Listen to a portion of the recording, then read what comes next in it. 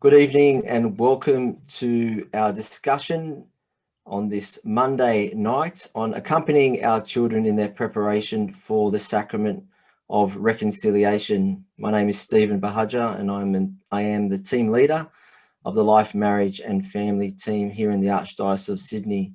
I'd like to welcome Mr. Simon Yeak, the Sacramental Coordinator in the same Archdiocese. Good evening, Simon. Hi, Steve. Thank you for having me here this evening. Well, I'd like to thank you for having me here. We're co-presenting, but you're the man with all the information. So let's start. Right. Simon, we've already spoken just this last week on the RCIA program, the Rite of Christian Initiation for Adults. Today we're moving sideways a little bit and we're looking at the Sacraments of Initiation, which also form a major part of the RCIA, but was specifically looking at our young children, because in the main, children who are baptized in the faith would progress through these Sacraments of Initiation. And the first one that we're going to speak about is the Sacrament of Reconciliation. Simon, just as a foundation, we might just actually put it out there. What is a sacrament? Excellent. Yes, absolutely. A great place to start. Since we are talking about the Sacrament of Reconciliation, it would be good to just dial back and just talk about what sacraments are. And ultimately, they're an encounter with Jesus Christ. In fact, we can see them as meeting points where children and all of us come to be with Jesus. It's a visible sign, ultimately, of something that we receive as invisible gifts associated with that visible sign. And each sacrament has different gifts associated with those, different gifts associated with them. There's 7 sacraments in the Catholic Church, all of which are made possible through the Holy Spirit that Christ sent to us, so we can always receive him in the here and now. So even though he was historically here 2,000 years ago, he promised us he would be here with us till the end of the age, and his sacraments fulfill that promise he made to us. Okay, thanks, Simon. And it's important that we ask these questions because what we're trying to do this evening is help parents to accompany their children. And I know myself as a dad that sometimes we can just leave it in the hands of the parish sacramental coordinator or the teacher that might be teaching that in the local parish school. But as parents, it's just so important that we step forward and we're involved ourselves, especially because a lot of times it's been so long since we might have received formation in that deeper understanding of what that sacrament is. So that's why it's so important that we actually get the definitions right. So we'll continue in that strain a little bit. So specifically, Simon, what is the Sacrament of Reconciliation? Yes, absolutely. Well, the Church teaches us that it is making satisfaction for a wrong that has been committed. It frees us ultimately and encourages us to make a new start by doing the right thing after making that wrong action. If we were to, and specifically the Sacrament of Reconciliation, it imparts to the sinner the love of God who reconciles us to himself. As Christians, we practice this sacrament as a sign of responding to God's call to love others, as he teaches us, first be reconciled with your brother. And it can be seen to have 2 elements, we could say, as it restores not only our relationship with God, but also encourages us and leads us to restoring our relationship with others, our neighbor. So what I heard there, you named that we're sinners. Sometimes we don't, in this day and age, we don't actually like to hear that term, do we? I think it's good to note that we always make mistakes. Absolutely. A lot of times it's our reluctance to name that I've done something wrong that stops me from, putting myself in a position to receive reconciliation. And for some people out there, they might not have grown up with that term either. So we also know it as the Sacrament of Penance and the Sacrament of Confession. That's right. Is that all the names? Confession, penance, and reconciliation are the 3 official titles of this sacrament, as per what the Church has taught us. That's right. And we can find, obviously, a lot of what we're talking about in the Catechism of the Catholic Church. There it is there. Simon, and I think you'll probably be talking about that at the end when we talk about resources a little bit. Simon, so we've already placed this Sacrament of Reconciliation within those Sacraments of Initiation. What's the difference, and is there an order? Absolutely. So the sacraments of initiation introduce the person to the faith. In other words, these three sacraments, as the name implies, initiate us into the faith. Baptism joins us to Christ and the life of the Holy Trinity, as it did when Christ entered the River Jordan. Confirmation, the next sacrament of initiation, gives us his Holy Spirit in the same manner as was given to the first apostles in the book of Acts. So we could therefore live as disciples as well. The Eucharist, in Pentecost. During Pentecost, yes. Yeah. And the Eucharist unites us with him in a very intimate way. And reconciliation falls actually under the Sacraments of Healing, so a different category, which is the first of, which is, as mentioned, it restores us and reconciles us to Christ. And it is the first of those sacraments of healing as well. So if the sacraments of initiation bring us into the life of Christ, but because being human, we can make mistakes, and to short form that entire phrase, we're sinners at times, God has given us the sacrament of reconciliation in order to bring us back into the life of Christ.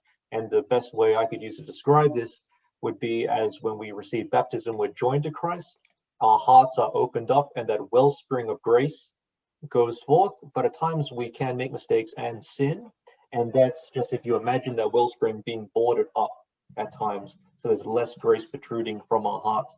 What Sacrament of Reconciliation does, it brings us back into that baptismal state where our hearts can flow forth with that grace that the Lord desires for us to have. And we know that that grace is poured into our souls, like you said, at baptism. Am I right in saying that everyone has a right to receive baptism? You would say, as the church teaches that everyone has a right to receive the love of God, so absolutely, it is a very strong statement, and it's the church, and it's inspired by Christ himself by becoming man, so else we can in order to receive him. Okay, so in the main, that's received, as an infant in the Catholic Church, at least.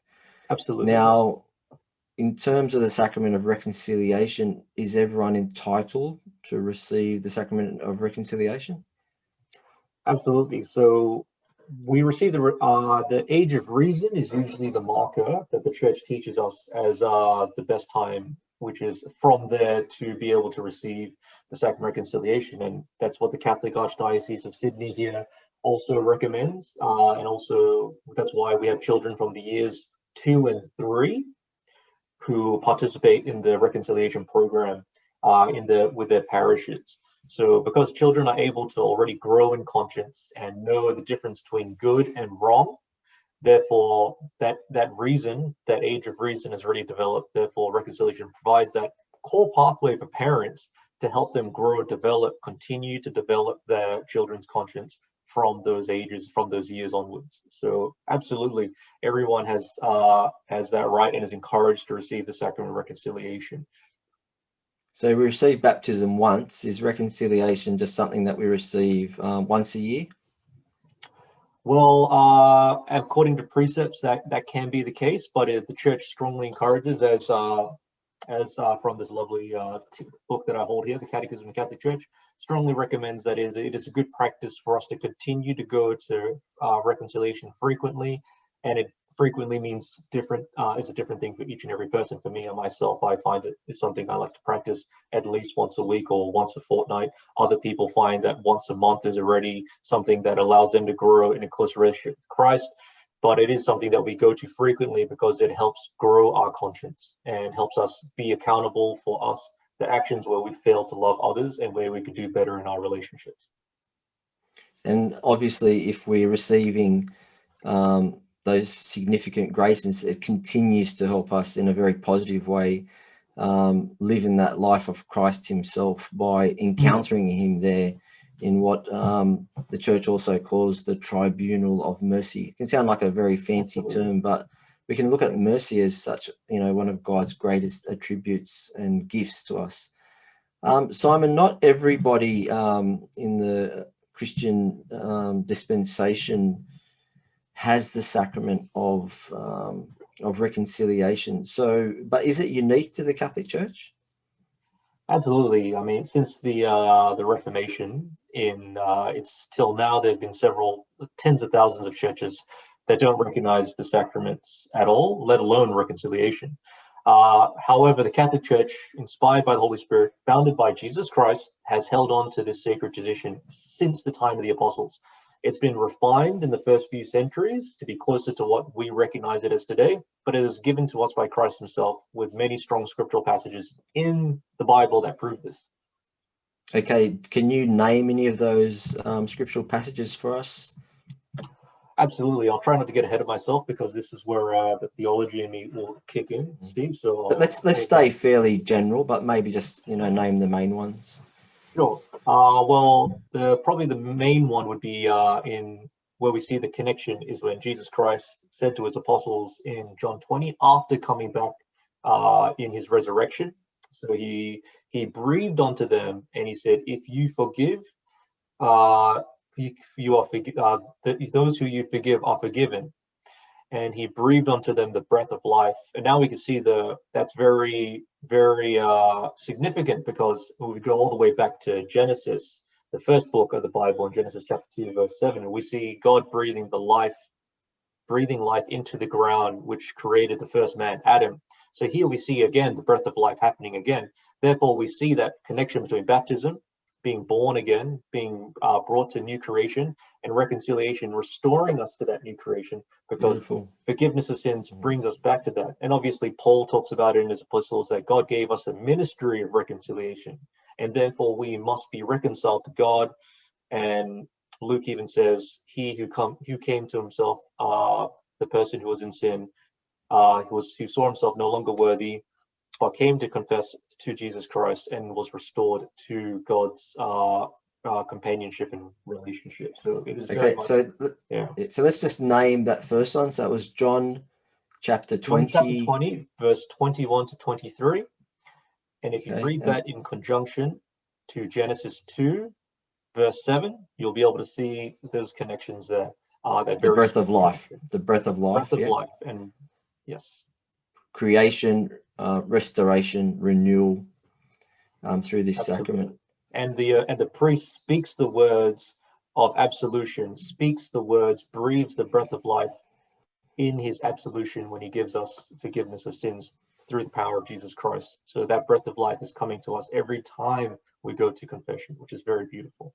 It's a beautiful, it is. I wanted to use that word. It's a very beautiful way to see that sacrament of reconciliation, that it's a restoration of the original me, that beautiful nature that I was given as a child of God. At baptism, I remember hearing that one of the fathers of the church, it may have been Origen, that his own father, after he was baptized as a child, that his father came and kissed his chest, because there was this acknowledgement of the new person, this new creation. Simon, again, we're looking specifically at this discussion as a help, as an assistance to parents who are accompanying their own children in their journey to make their first reconciliation. Simon, why is it so important that parents are actually doing this, that they see a very real responsibility in accompanying their child? Absolutely. Well, since parents give life to their children, and therefore they're recognized as the primary and principal educators of their child. So that's the exact same words that the church uses to describe the beautiful gift of being a parent. So they're the ones who create the family atmosphere of love and respect for God and for others, and help raise well-rounded individuals that can help foster society for the better. So the family unit is seen as very core to this, is the core feature of our society, and in particular in the Christian family. So therefore, parents playing that role as primary and principal educator and to raise well-rounded individuals is actually in order to help them understand what is good and what is wrong, and grow them into that societal setting where they can love others the correct way and be able to receive love themselves in the way that is helps them be happy as well.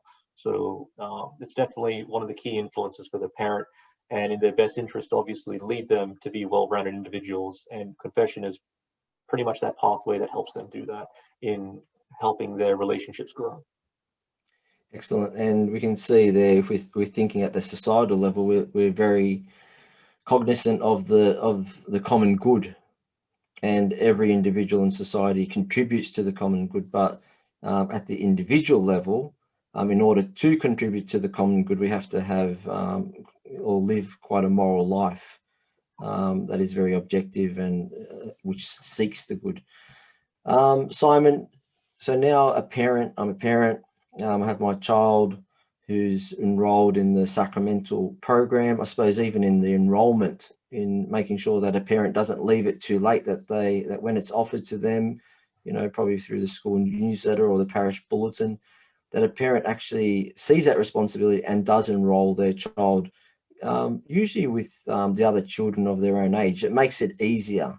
I've prepared children who sometimes have come in a bit later, and there's even been in some cases a sense of embarrassment because they're being prepared, with the younger children. In some cases we've had to even prepare those children individually or assist their parents to do that. So I suppose that's the first sign of how important this is, that actually as a parent, I do try to do that at the right time. What are some other ways that as a parent I can impart this sense of importance of this sacrament to my child? Well, you explained it really well, and that word responsibility is to see it as a responsibility to enroll them into the Sacramental of Reconciliation program. But in order to see that responsibility, it's always good to understand, like, why is it important to communicate the Sacrament of Reconciliation. And first and foremost, it's for their happiness. I mean, God desires happiness for all of us, not just for the child, but for the parents as well. The church teaches that only in God will we find the truth and happiness that we never stop searching for. So Jesus even reveals the truth of our human nature, that we can only be happy in relationships.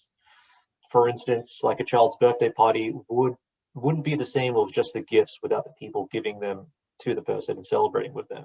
So relationships are necessary for their happiness. Secondly, I would begin by indicating that one of the foremost sacraments that help form their conscience is the Sacrament of Reconciliation. So without a well-formed conscience, our children will not only know the difference between good and bad actions, but falter in fostering good and healthy relationships. Therefore, very much connected with the first instance, that if we want them to be happy, they need to have strong relationships. In order for them to have strong relationships, they need to know what is right and what is wrong behavior and actions and words to use in those relationships. Thus, the church wants parents to nurture well-rounded individuals to be able to love God and others. Thirdly, is that although we're not defined by our past mistakes, actions do have cause and effect on our character. So good actions help us become virtuous people, help us live a good life. Whereas bad actions, if our children make mistakes, hurt their siblings, schoolmates, friends, or even to their parents have that responsibility to teach them the difference between good and bad. So reconciliation is a vital seed that helps our children learn to grow up to become responsible adults, because it teaches them how to heal their relationships. That if I am doing good, that helps me to become a good and loving person, a happy person. If I am continuing to sin, in other words, harm my relationships, and it also actually harms myself. So definitely the importance of reconciliation is that it's a factor of happiness in their lives, because of relationships, helps form their conscience, and the cause and effect that we want our children to grow in that good character setting to become well-rounded individuals. Excellent. And we know that we can say as much as we like, but if we don't actually practice what we preach, our children aren't really going to believe, what we are saying unless we live it. So yes, we could say, Simon, that in light of everything that you said, it's foremostly by their example, isn't it, that a parent imparts, the vicarious, I suppose, modeling of the importance of reconciliation. I go as a parent to reconciliation. Yes, absolutely. Because when parents communicate the importance of any lesson and practice it themselves, the child inherently knows the truly important life lessons.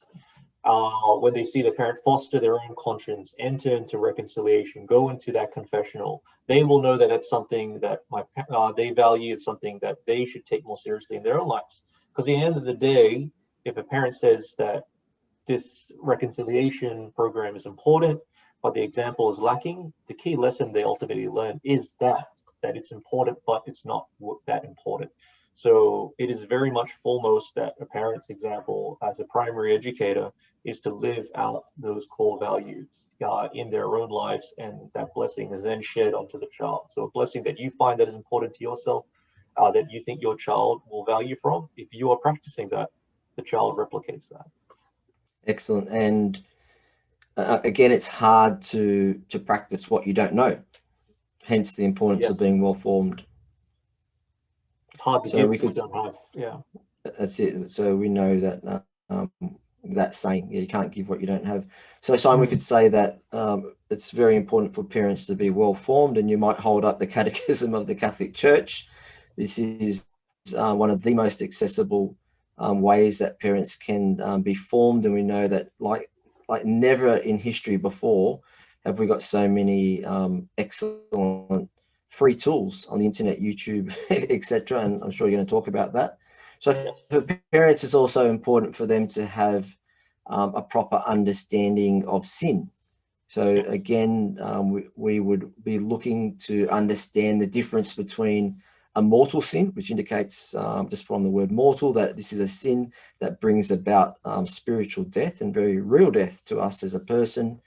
A proper understanding of conscience, that conscience is real, that it's I think it's been described as the vicar of Christ in our heart.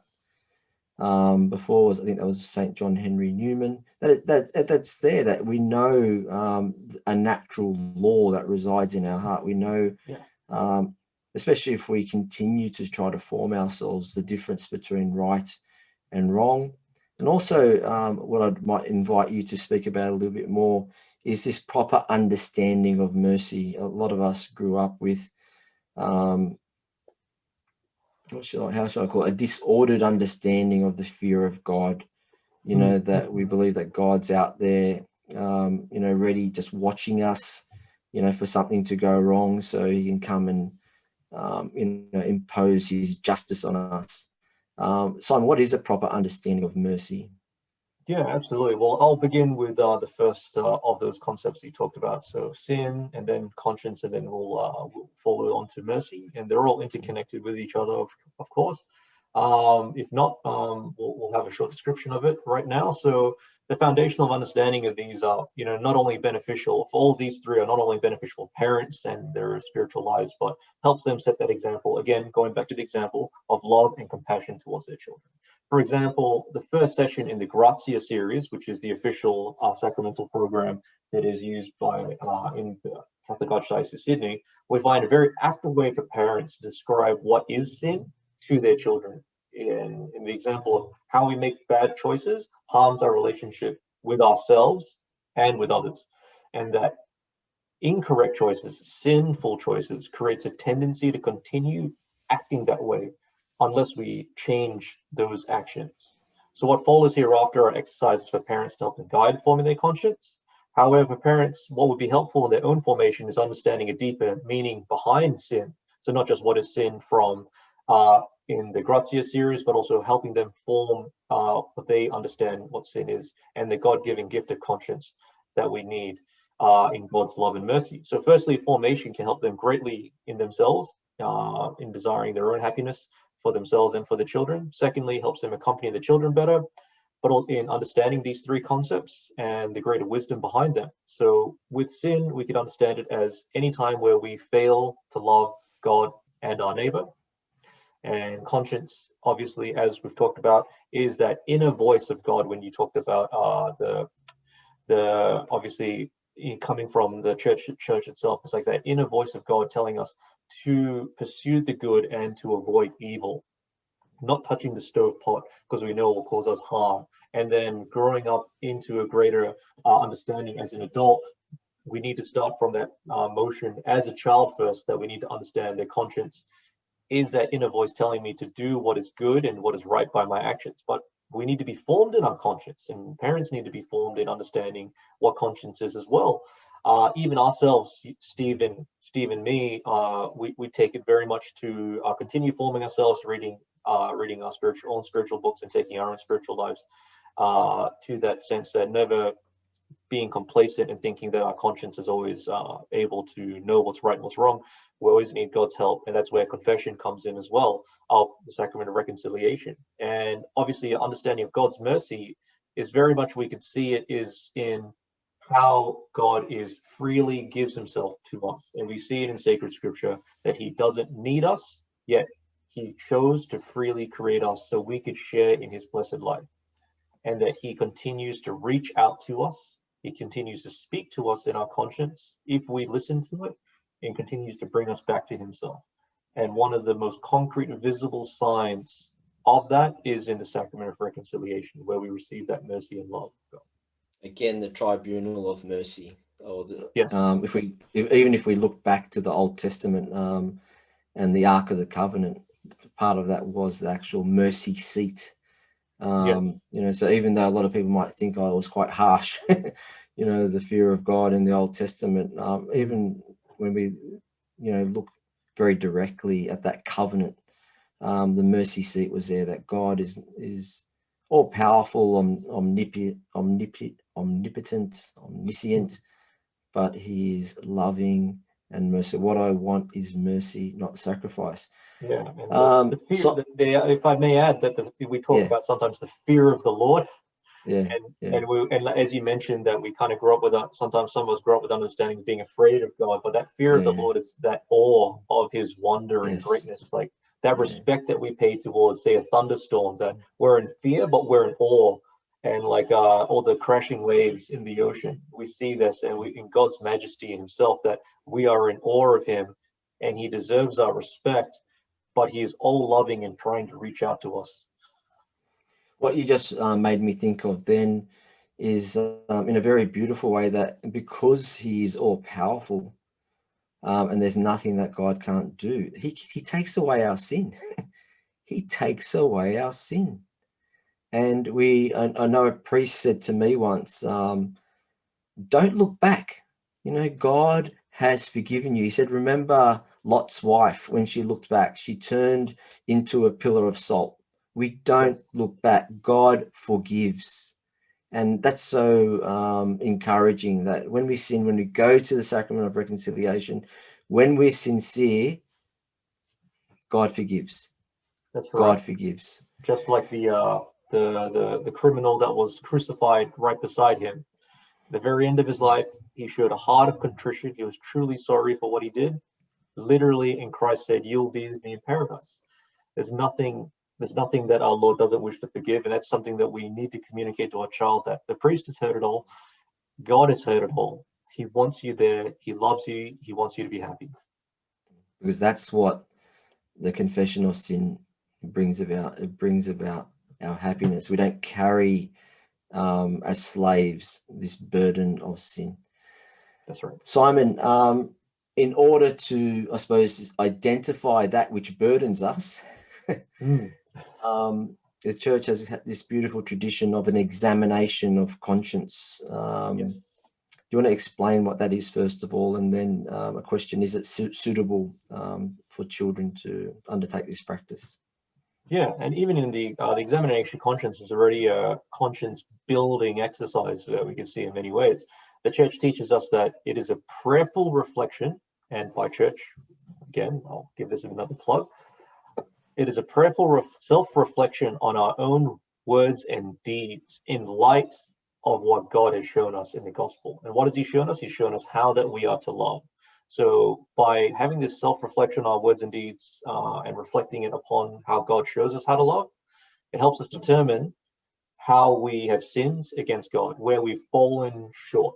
Because ultimately that's what sin means. It is not making the mark of a bow and arrow, hitting the mark where we've fallen short towards our neighbor, towards our loved ones, our family and our friends. So before receiving the Sacrament of Reconciliation, each of us and our children should undergo this practice. because what the last thing we want to do is just give lip service. I mean, we don't even like it when somebody tells us something and they don't truly mean it. So we want to be able to speak to God and really give him our hearts, and very intimately and vulnerably. So God desires always to have children come to him in the Sacrament of Reconciliation. He says this by saying, "Let the little children come to me and do not stop them, for it is for such these that the kingdom of heaven belongs." So he really wants them in confession. He really wants them to forgive them their sins. And multiple occasions in sacred scripture, we see this: healing the daughter of Jairus, healing the epileptic boy. All these recall the examples of Christ's attention that he wants to give each and every child. So the examination of conscience is not, let's just get this out the way, it is not a shaming exercise, but one that allows us children to grow towards living a happy life by understanding that sense of, say, healthy guilt, that I should not feel good about doing something that is wrong. Okay, and it fosters in their Simon, conscience. how about we, maybe at this point, I might ask you just to name for a child, as a parent helping their child. I love what you just said. It's not a shaming exercise. Yeah. We're really trying to make this practical and concrete for our parents. What is one example of what a parent might do with their child in the examination of conscience? Absolutely. Like, one of the ways they could do it is concrete ways to go through the examination of conscience with them, because there's an examination of conscience that the church gives for adults and one for younger people and also for children. So just walking through that, not just saying, here, have this, have a read of it, then go to confession, but actually walking with them in this journey, because it's a relational journey. So what are your responsibilities to God? And we go through that list, and the list could be, have I prayed today? Have I prayed my morning prayers and night prayers? Have I prayed with my parents, for my family and for them? Have I really wanted to love God? Have I allowed the Holy Spirit to help me do what is right? So these are responsibilities to God. And then what about my responsibilities to others? Examining my conscience and how I've treated others. Then the parent walks with them, reads these out, and allows them, not even pointing at them and saying, oh, this is where you did wrong, you know what I mean? But allowing the child to let their conscience speak to them. Have I been obedient and respectful to my parents? Have I lied to others? Have I been arrogant or stubborn? Have I talked back to my parents, teachers, or other adults? Have I been selfish towards my brothers and sisters and my friends or the schoolmates? So these are just some of these things that we have in the the reconciliation process, and especially for the examination of conscience for children and parents walking with them. But one of the most primary examples is the parent going to reconciliation themselves. So after doing that examination of conscience with them, the parent does the examination of conscience, is doing the examination of conscience together with it. So they model that, and then when they go to confession together, the parent goes forward first to show the child that this is something that helps grow and become more loving and happy people. Okay, now we're presuming here that the child actually wants to go to confession. Simon, what about if our children don't want to go to confession?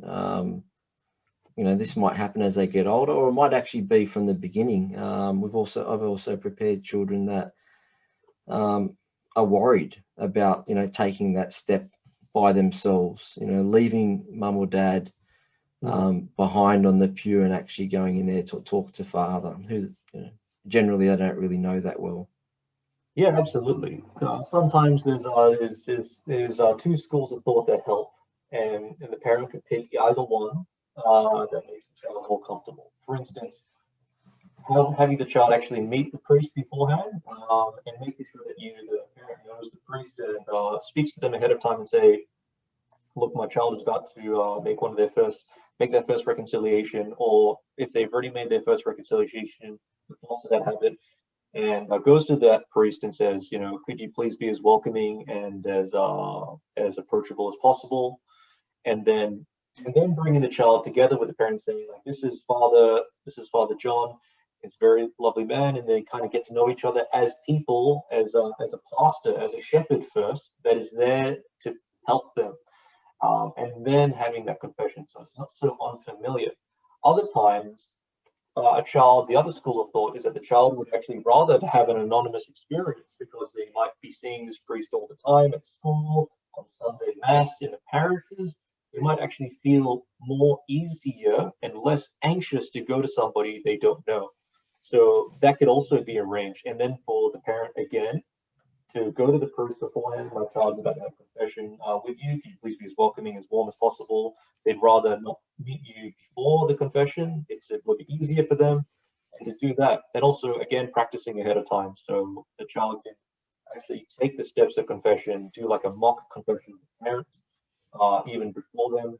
And the last thing I would say is reminding the child that Father has heard it all. I've met priests who are in their late 20s who have been in the priesthood for just a few years, and they're very close friends of mine, like some of my closest friends in my life, and they've told me there's nothing I haven't heard before. So, you know, the Lord has blessed me because he actually gives me the grace to forget what I've heard, so I don't hold it in my heart.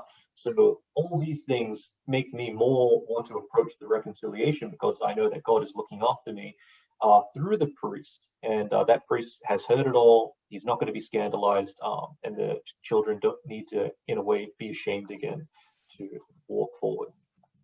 Yeah, and I think as a parent, we can just continue to impress upon our children the fact that it's an encounter with Jesus.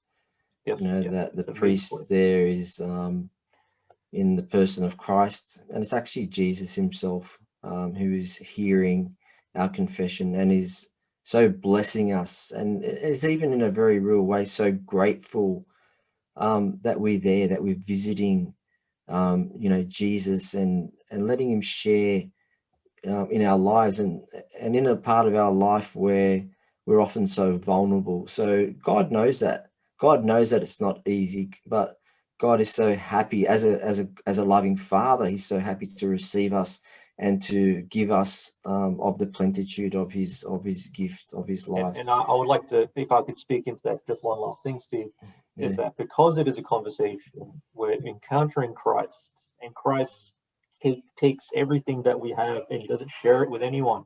It's important to also communicate to the child the seal of confession that the priest is not allowed to break. So whatever we have spoken to the priest, it will never be ever spoken about publicly, but on the dire consequences for the priest. And there have been saints in the past that have spilt blood spilt their own blood and willing to give their life in order to maintain the privacy, the sacred privacy between the penitent, between the person who came to confession and them, that nothing leaves between them. So there's that seal of confession to help give that child that feel less anxious about speaking about things they might not be too happy about sharing. Also, go and look that up, the seal of confession. That's a really important Absolutely. Definition that we need to know, especially for our own time. Simon, one really good story that parents could share with their children in preparation for going to confession is that of the Prodigal Son. And there might be a lot of parents out there that might know that beautiful artwork of Rembrandt, which so beautifully shows the prodigal son and that love that the father has in waiting for his son. It also shows the big brother there looking on, in a very stern way.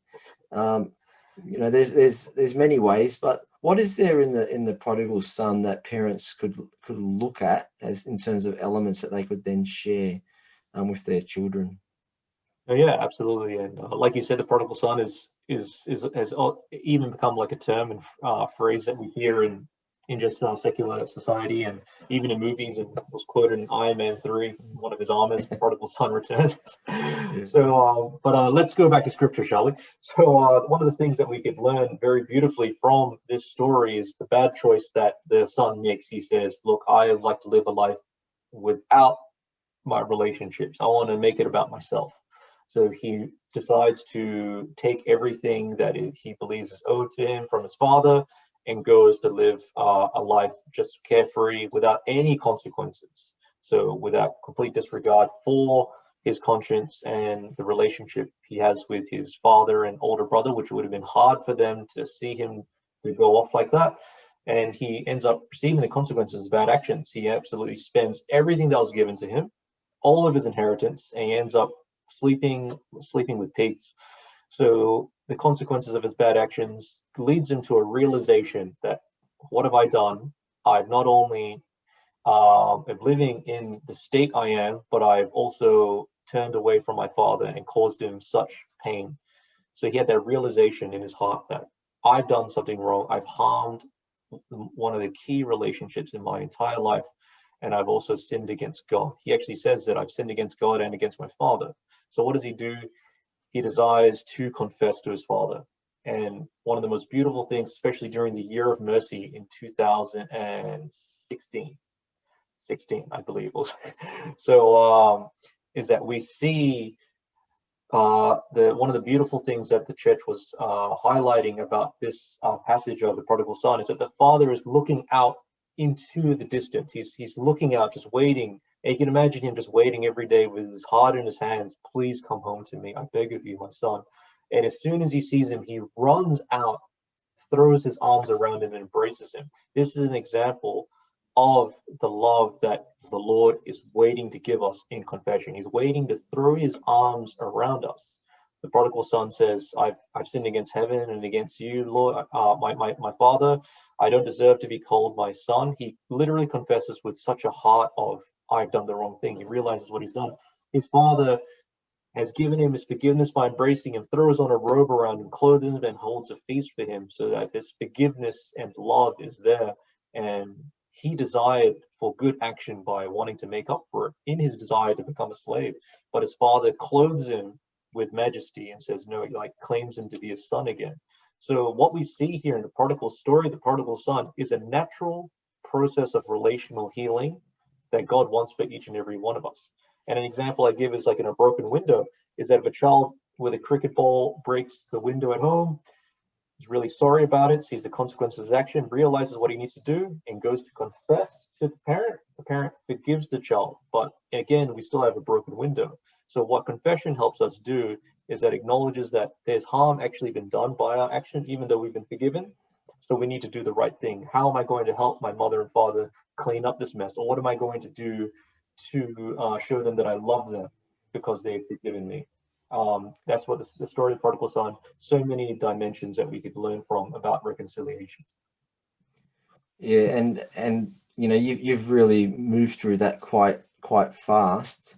But just to sit with your child and in a way even to do a little bit of a lectio to, when we talk about lectio divina, I won't explain what that means, but you can, those listening can look that up. Lectio, Lectio, and then divina, Divina, lectio divina.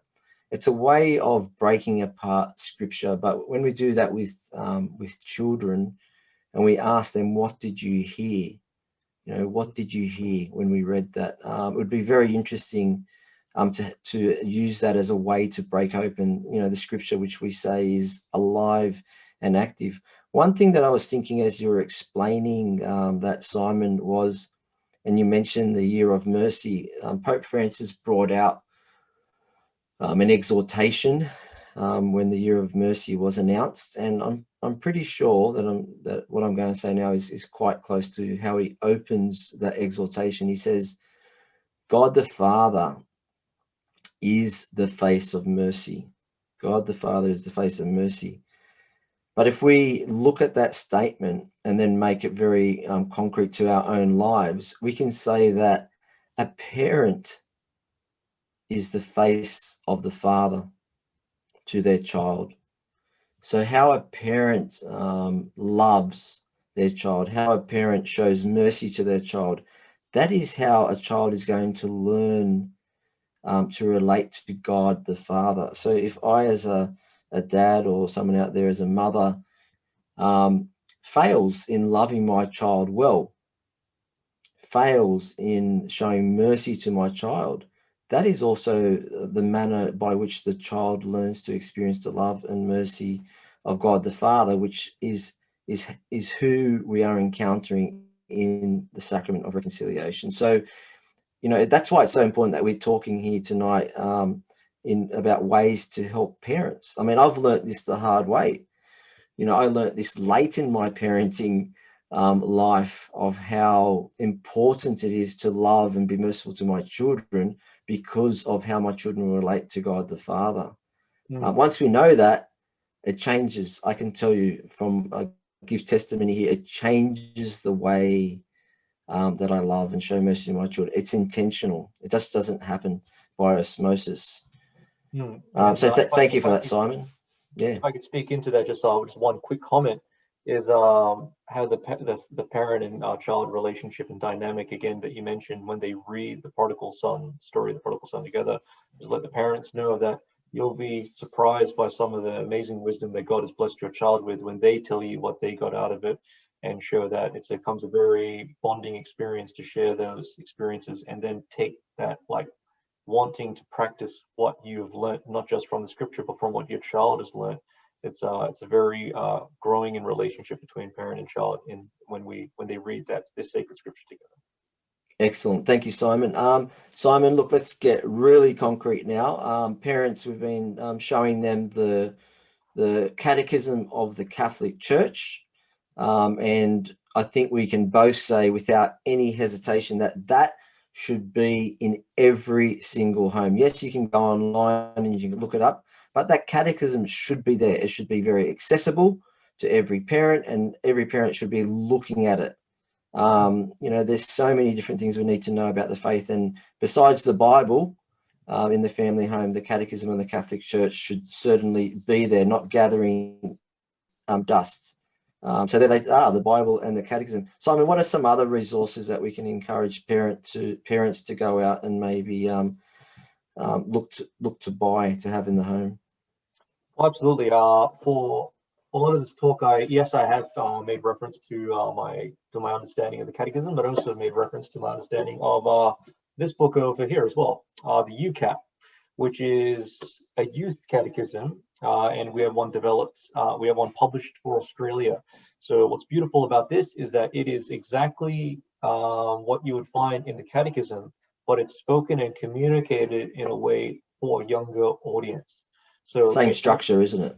Same structure. Absolutely same structure, yeah. Which begins with our faith, what we believe in, the sacraments, and then moving on to the moral life that we live, and then a life of prayer.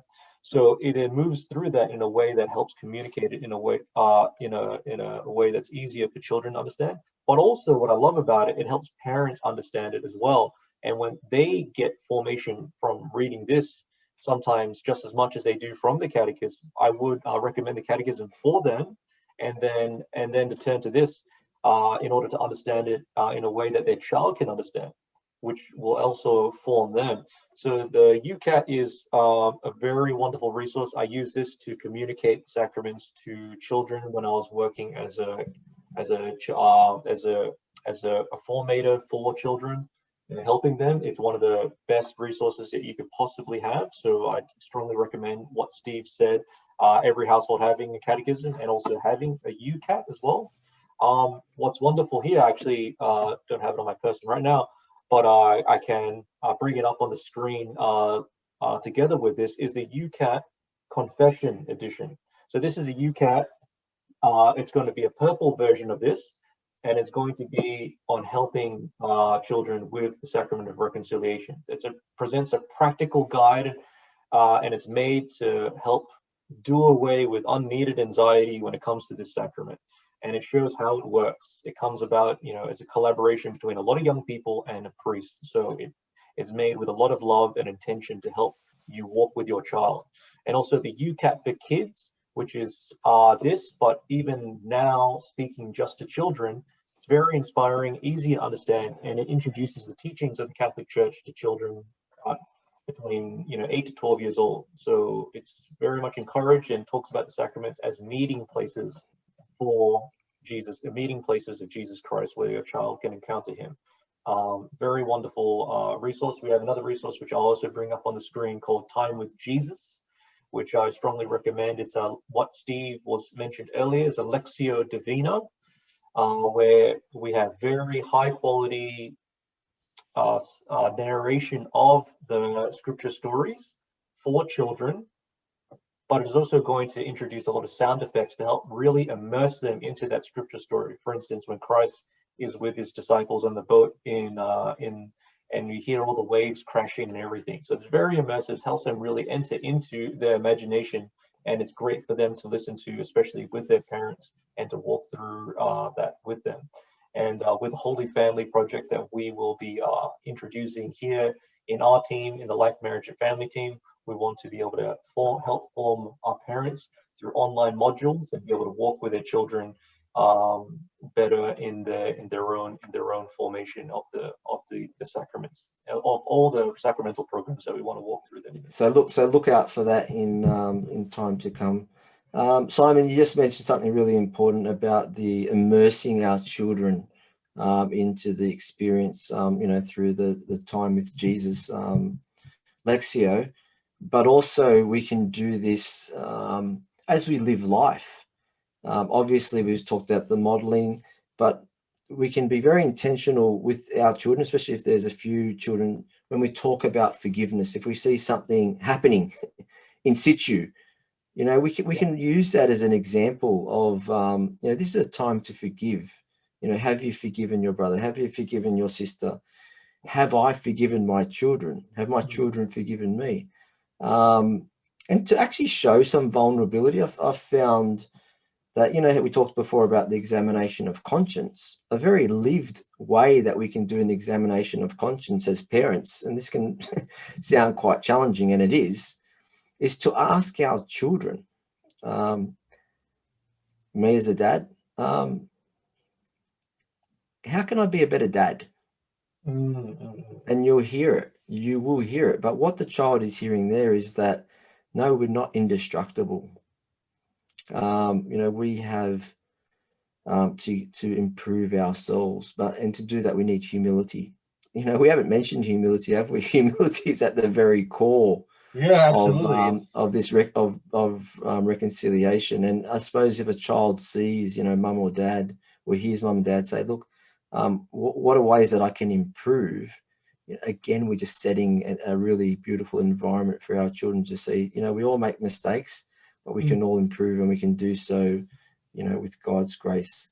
Simon, look, I just want to finish just on one last question, because we've really had a good conversation this evening. But I've often gone to reconciliation, and I've seen families turn up.